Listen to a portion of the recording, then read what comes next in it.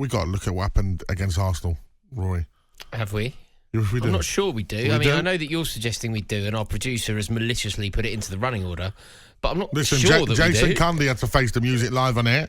Okay? So you are too. What on earth was that, mate? That's not what Chelsea do at Arsenal. No, it was the worst. It was certainly the worst performance that I can think of off the top of my head in my lifetime. In terms of what it represents. Yeah, in terms of shocking results. You've got to remember that. That's Chelsea's worst result in a London derby. And London derbies are always going to be really relevant to this, aren't they? Yeah. Because of the rivalry, London derbies, how Chelsea perform in London derbies will always be front and centre in my mind.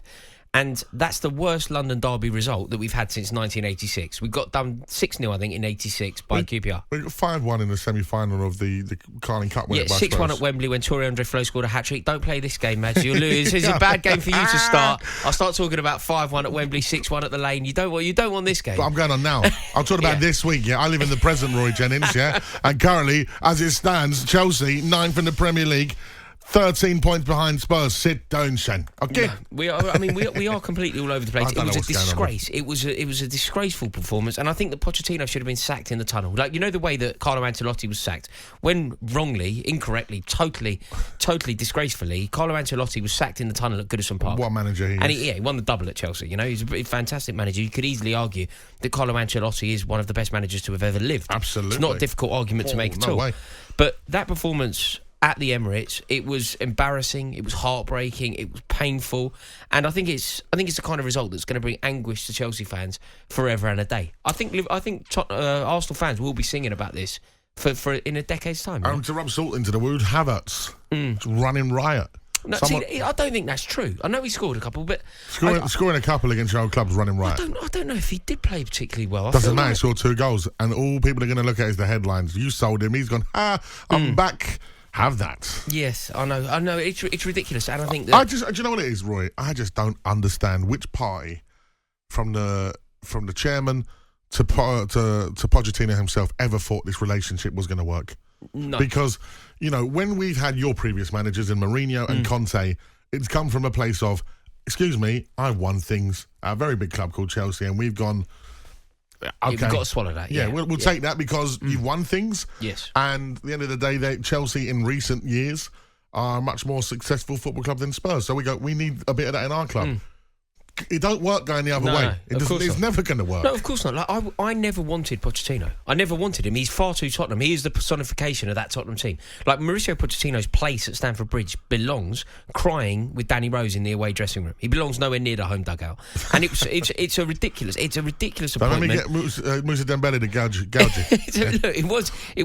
It's a ridiculous appointment. And, we can focus on Pochettino. I think he should have been sacked. But the players, they were so poor. And you think, these players, because of our clever dealings in the transfer market and us trying to exploit some loophole to stagger wages, we're lumbered with these players for 8 years.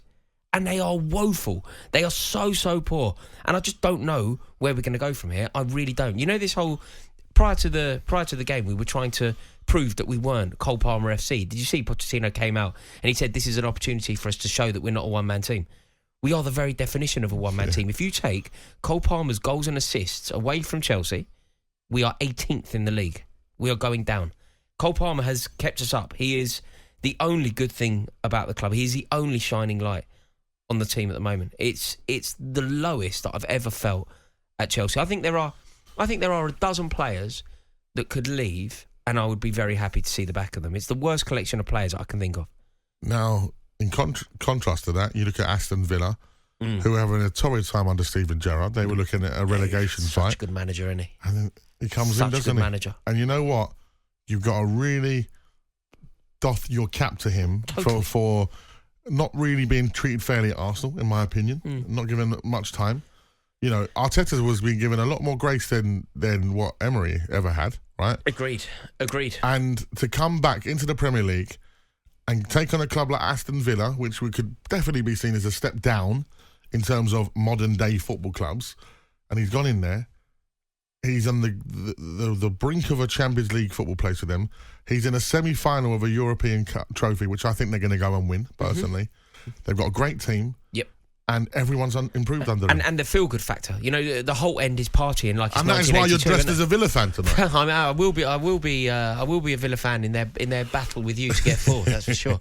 But look, I think he has done so well, and I don't think that people give Unai Emery anywhere near the credit that he deserves. You've always done this, and I'm going to back you up here because you've always said it's Klopp and Guardiola, and then there's this tier on his own. He's totally on his own. He's incomparable. There is nobody in the Premier League comparable to him. You know, Arsenal fans, I don't think Arsenal fans would prioritise him over Arteta. I don't think that they would necessarily want him over Arteta, but I think they would have to accept, even begrudgingly, they would have to accept that he's a better manager. His track record of European silverware is amazing. And let's face it, he has got Arteta's number. He's done the double over them this year. Mm-hmm. And do you remember when he came back with Villarreal? Slapped Arteta up at the Emirates. on his way, by the way, to winning yet another, beating Man United in the final with Villarreal.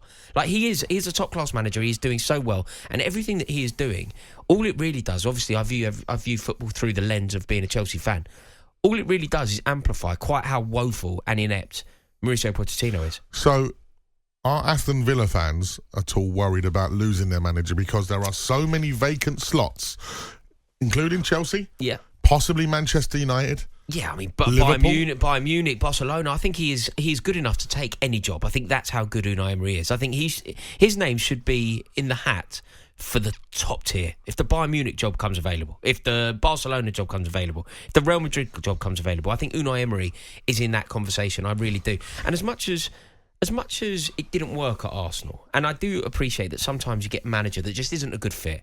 You know, sometimes it's not about how good the manager is, it's about do they fit at the club. Like, Rafael Benitez was never going to fit at Chelsea. It just didn't work. Rafael Benitez was never going to fit at Everton. Roy Hodgson was never going to fit at Liverpool. It's not only about how good they are, it's about do they fit at the club. And I know that Emery didn't fit at Arsenal, but let's face it, he had that club fifth in the league and in a European final. And when you think about how pitiful Arsenal's record in Europe is, the fact that he had them playing in a final in Baku is impressive.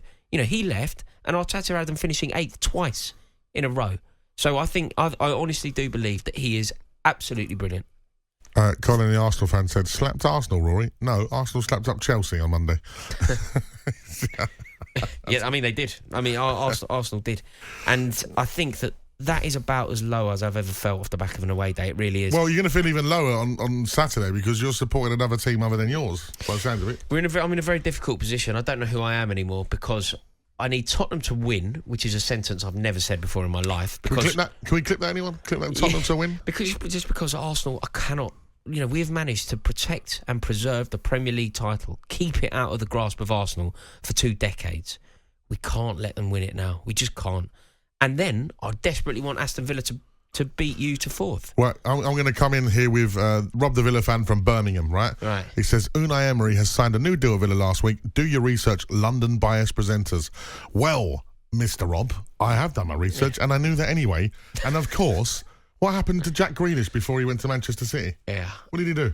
Yes, he signed a contract. Exactly, because he helped the club out. Yeah. Like, contracts don't mean anything. Yes. People's word don't mean anything. A la Sol Campbell when he says, I'm staying. Yeah. It doesn't mean anything, Rob. Big shout out to Rob. He always listens in. Thank you, Rob the Villa fan. It is. Do you know what, though? The only reason why I think, when you think about see that reaction? Yeah. That's how much he means to the Villa fans. Of course. And rightly so. Well, Villa haven't had it this good for decades. They won the European Cup in, 82?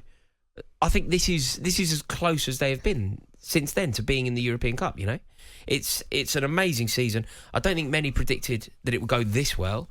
And the fact that they are probably now going to pip Tottenham to 4th, it's a real statement from Unai Emery and the Aston Villa team. I don't think there's much in it for him to leave. Look, it's very difficult to turn down the allure of the behemoth clubs. You know, if Barcelona, Bayern Munich, it's very difficult to not take those jobs when they come up.